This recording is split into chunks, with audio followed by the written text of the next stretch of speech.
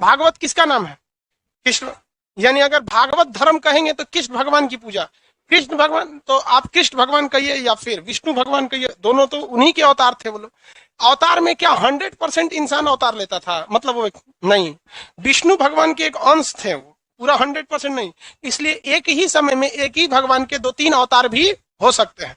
ऐसा नहीं कि कृष्ण भगवान आए तो मतलब पूरा उनका पावर ऑफ एटर्नी लेके चले आए। पावर ऑफ एटर्नी समझते हैं? उनके बदले में सब काम वही कर देता है। तो विष्णु भगवान के वो क्या थे? एक अंश थे। तो क्या एक ही भगवान एक समय में 2 या 3 जगह अवतार ले सकते हैं कि नहीं ले सकते? ले सकते हो। अवतार में अंश आता है, 100% आ जाएंगे तो अवतार काहे कहलाएगा? अवतरण कहलाएगा ना। भाई आप ही आ गए हैं, वो लोग नहीं आता था। लोग बताइए, तो शंकराचार्य जो थे उनके बचपन का नाम क्या था? तो क्या आगे जाके क्या बन गए? शंकराचार्य। शंकराचार्य ने कौन सा मत दिया? अद्वैतवाद। कौन सा मत? अद्वैत। संप्रदाय बताइए, कौन सा संप्रदाय? स्मृति संप्रदाय। चौथी शताब्दी में दिया इन्होंने?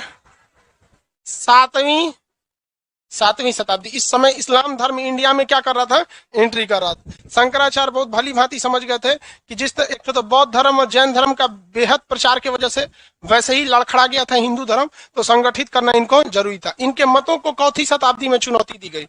12वीं शताब्दी में कितने तरह के मत दिए गए? 4। कितने तरह के? 4 तरह के मत दिए गए। क्या द्वैत अद्वैतवाद को रहने दिया गया या अद्वैतवाद को तोड़ दिया गया? तोड़ दिया गया। कौन आए थे? माधवाचार्य। माधवाचार्य ने कौन सा दिया? द्वैतवाद। इनको मानने वाले कौन समाज थे भाई? ब्रह्म समाज। इसके बाद आए निम्बकाचार्य।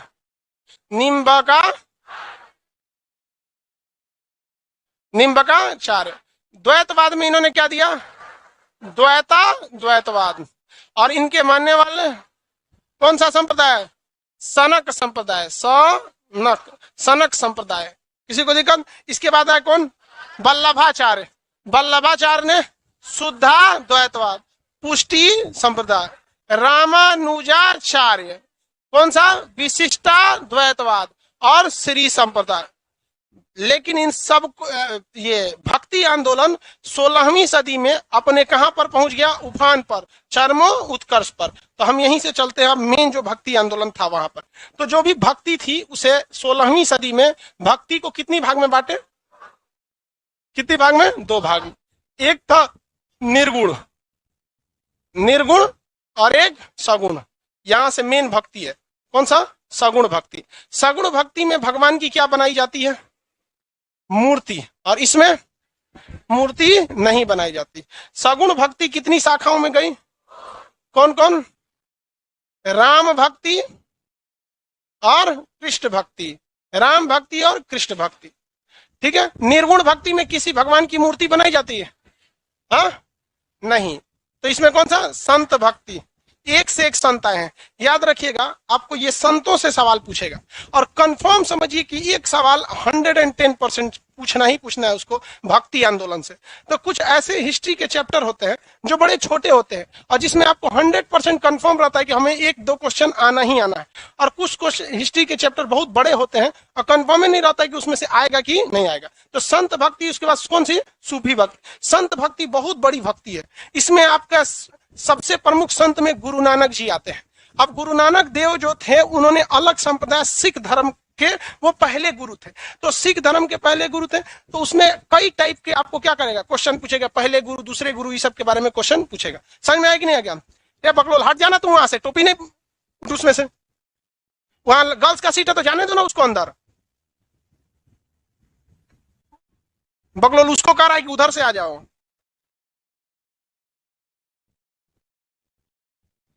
लड़की लोग टाइम से आया कीजिए।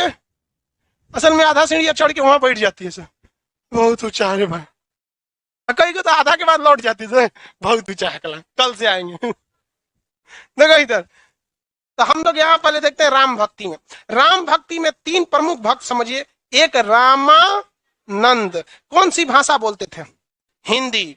रामानंद ने ही भक्ति आंदोलन को दक्षिण से कहां लाया था? उत्तर। बाकी के भक्ति आंदोलन के संत कौन सी भाषा बोलते थे? संस्कृत। तो संस्कृत बाउंस करके चल जाता है। समझ आता है संस्कृत? बहुते कम समझ में आता है। देखिए हिंदू धर्म के ज्यादातर शास्त्र, ज्यादातर के हर एक शास्त्र संस्कृत में है, लेकिन कोई उसको बहुत अच्छा से समझ नहीं पाता है, एक आम पब्लिक। वही हाल इस्लाम के साथ है। इस्लाम धर्म में ज्यादा जितने भी नियम कानून है अरबी भाषा में, वो भी नहीं समझ पाता है। तो ईसाई सब ने दिमाग लगाया, कहा कि हम लोग को अंग्रेजी आता है, सब सिस्टम अंग्रेजी में कन्वर्ट मार देते हैं। उन लोग का बाइबिल वगैरह ज्यादातर किस में चलाता है? अंग्रेजी में। रियलिटी में देखेंगे तो संस्कृत में आप लोग को गिने चुने श्लोक वगैरह के मतलब पता होंगे, याद तो बहुते होगा नहीं, लेकिन मतलब कम पता रहता है। तो ये रामानंद ने पकड़ लिया इस चीज को, किस संस्कृत से उसको किस भाषा में उपदेश देने लगे? हाँ, हिंदी भाषा में। आज भी आप लोग को गीता के उपदेश सुनाए जाते हैं तो हिंदी में ही बताए जाते होंगे कि मतलब जैसे कृष्ण भगवान से कहा गया कि मतलब हमें मार डालिए, तो उन्होंने कहा कि एक काम करो, सुसाइड करने जा रहा था, हमको याद नहीं आ रहा है कौन आदमी सुसाइड करने जा रहा था, अर्जुन शायद था, सुसाइड करने जा रहा था। तो उन्होंने कहा कि एक काम कर, तू सुसाइड मत कर, 10 आदमी के भीड़ में जाओ, अपनी खूब प्रशंसा करो। तो कहा इससे क्या होगा, मैंने तो प्रण लिया है कि मैं आत्महत्या कर लूंगा।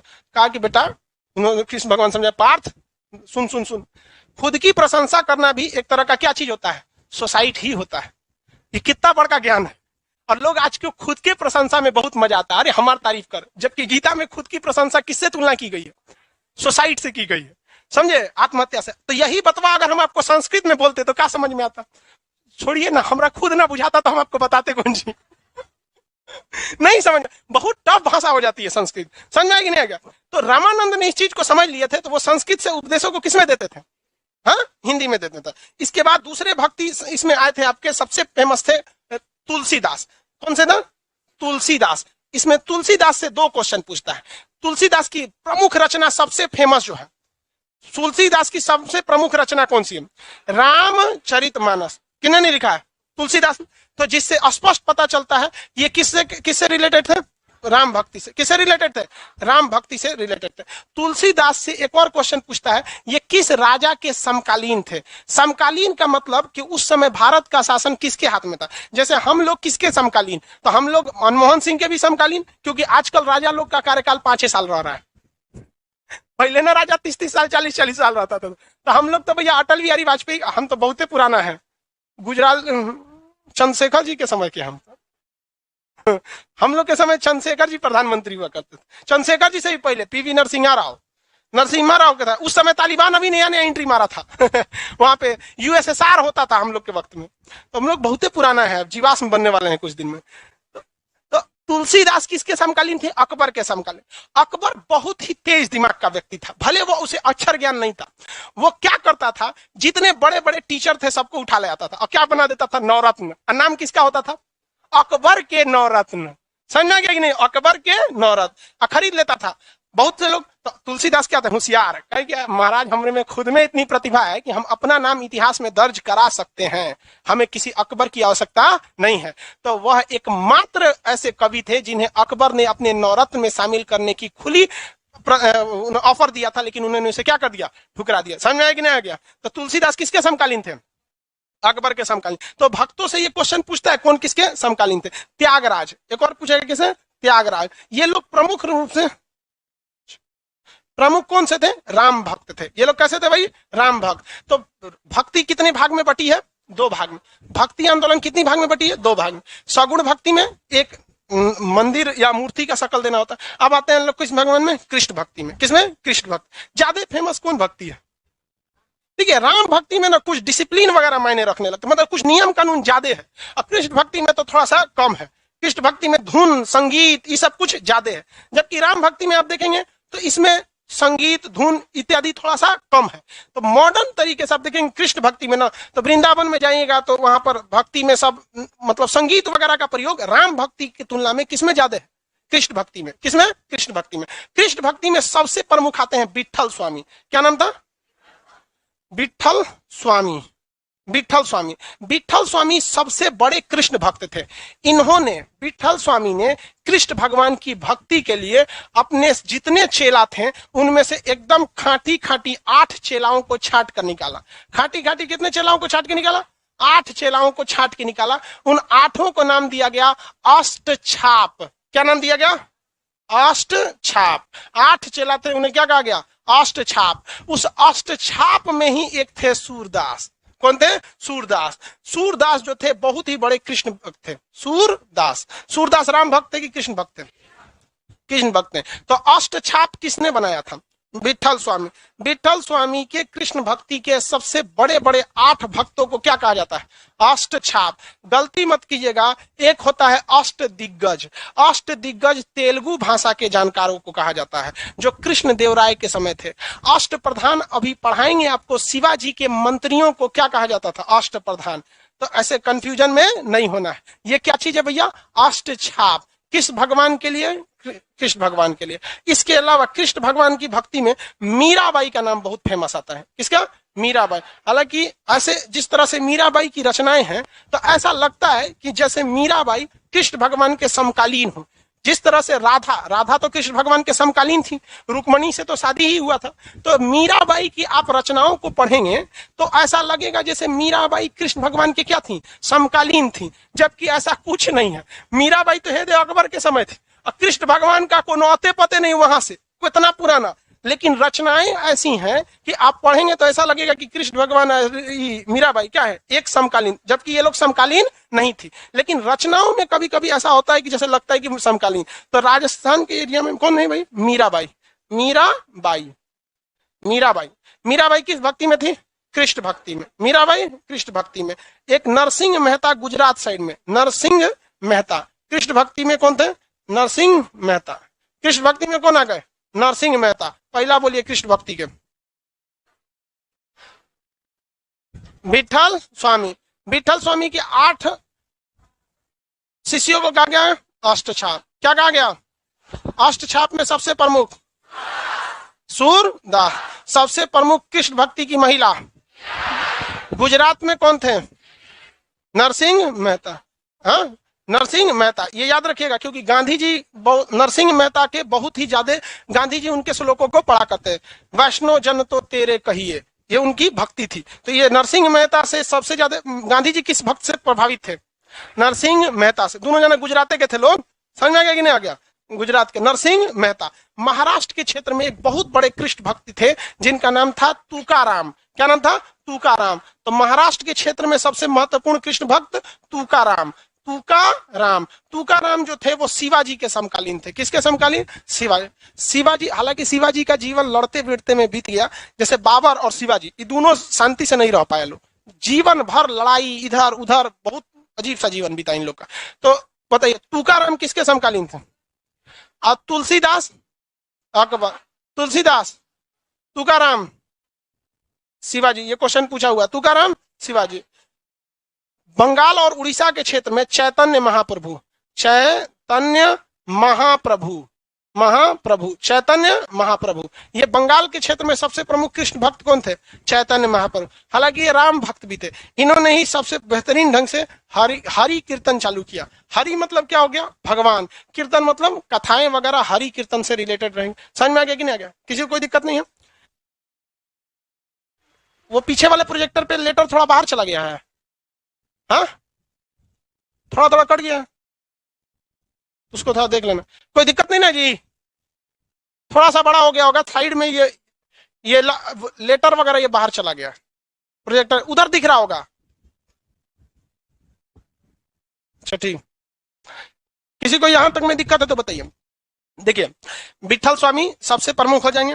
राजस्थान वाले एरिया से कौन है? मीराबाई। गुजरात से नरसिंह मेहता। महाराष्ट्र से, बंगाल और उड़ीसा से चैतन्य महाप्रभु। कौन थे? चैतन्य महाप्रभु। कोई दिक्कत है? सेल्फी ले रहा है? किसका कॉल आ रहा है? Video call?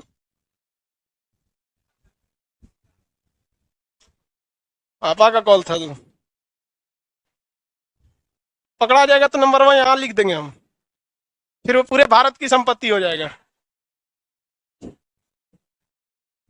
सरकारी संपत्ति हो जाएगा, समझ? सब मेहनत बर्बाद हो जाएगा तुम्हारा।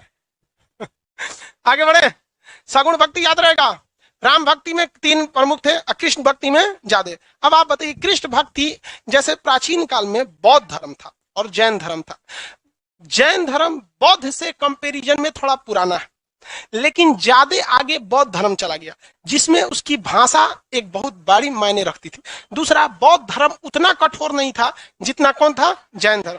ठीक उसी तरह राम भक्तों से ज्यादा कौन भक्त निकल गए? कृष्ण भक्त। क्योंकि राम जी में थोड़ा सा क्या है, नियम कानून है, इनको मर्यादा पुरुषोत्तम राम कहा जाता है। थोड़ा सा ये मतलब सिद्धांतवादी, मतलब हर चीज पे ही सेटल नहीं होता है। कृष्ण भगवान जैसन माहौल देखते हैं ठीक ठाक से, ये तो कर्ण को फुसलाने चल गए थे, ये तू चल आओ इनने सब काम खत्म हो जाएगा, तो कर्ण इनकार कर दिया। क्या पूरा इतिहास में हमको कहा जाएगा कि युद्ध के समय में पलट गए थे। तो किधरों से, मतलब महाभारत में देखे थे, अंततः प्रयास किए थे किस चीज के लिए? कि युद्ध टल जाए। राम जी एको बार प्रयास किए थे युद्ध टल जाए, तो खोज रहे थे ससुरा किधर मिले रावणा और मिल गया तो मार हेल के उधर, जबकि यहां प्रयास किया गया था। इसमें संगीत राम भक्ति में ज्यादा संगीत है या कृष्ण भक्ति में? कृष्ण भक्ति में संगीत की ज्यादा है।